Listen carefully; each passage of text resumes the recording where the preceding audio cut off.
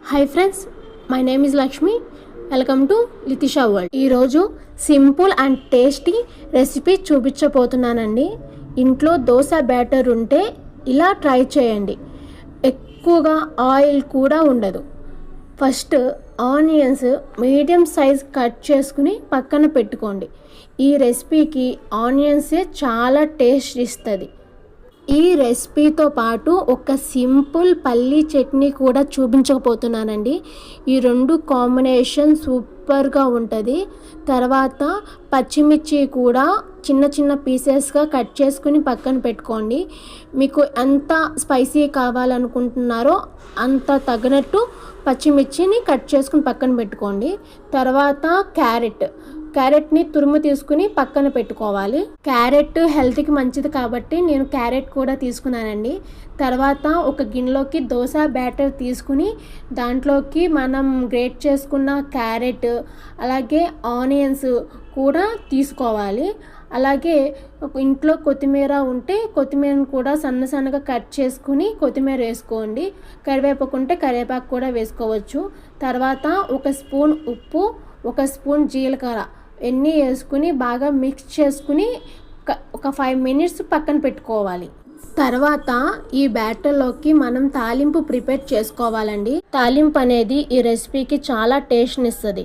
First ఒక pan తీసుకుని 2 table spoon oil వేసుకోవాలి.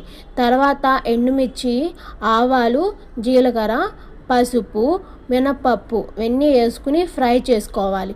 తర్వాత కరివేపాకు, చిన్నగా కట్ చేసి పెట్టుకున్న చిల్లీ కూడా వేసుకుని ఫ్రై చేసుకోవాలి. తాలింపు చక్కగా ఫ్రై అయ్యాక ఈ ఫ్రై చేసుకున్నదంతా మనం పొంగనాలు బ్యాటర్లోకి ట్రాన్స్ఫర్ చేసుకోవాలి.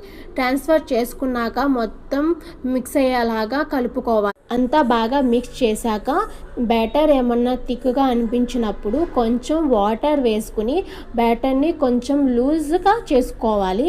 మనకి పొంగనాలు బ్యాటర్ రెడీ అయ్యింది. ఇప్పుడు చట్నీ ఎలా ప్రిపేర్ చేసుకోవాలో చూద్దాం. ఫస్ట్ పచ్చిమిర్చి క్లీన్గా వాష్ చేసుకుని 2 పీసెస్గా కట్ చేసుకుని పక్కన పెట్టుకోవాలి. తర్వాత ఒక ప్యాన్ తీసుకుని వాటిల్లోకి పచ్చిమిర్చి, పల్లీలు, ఆయిల్ వేసుకుని బాగా ఫ్రై చేసుకుని పక్కన పెట్టుకోవాలి. పూర్తిగా చల్లారిపోయిన పల్లీలని మిక్సీ బౌల్లోకి వేసుకుని కొంచెం ఉప్పు వేసుకుని మిక్సీ పట్టుకోవాలి. ఇప్పుడు పొంగనాలని ప్రిపేర్ చేసుకుందాం. ఫస్ట్ పొంగనాల ప్యానం స్టవ్ మీద పెట్టి ప్రీ హీట్ చేసుకోవాలి. ప్రీ హీట్ చేసుకున్నాక కొంచెం ఆయిల్ వేసాక ఆయిల్ హీట్ అవ్వాలి.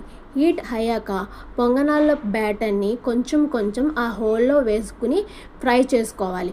1 సైడ్ ఫ్రై అయ్యాక ఇంకో సైడ్ కూడా ఫ్రై చేసుకుని 2 సైడ్స్ ఫ్రై చేసుకుంటే మనకి ఎంతో టేస్ట్ అయిన పొంగనాలు రెడీ అయిపోయినట్టే. వేడి పొంగనాలు రెడీ అయిపోయినాయండి. పల్లీ చట్నీతో తింటే సూపర్గా ఉంటుంది. నా వీడియో మీకు నచ్చినట్టయితే ప్లీజ్ సబ్స్క్రైబ్ చేసుకోండి.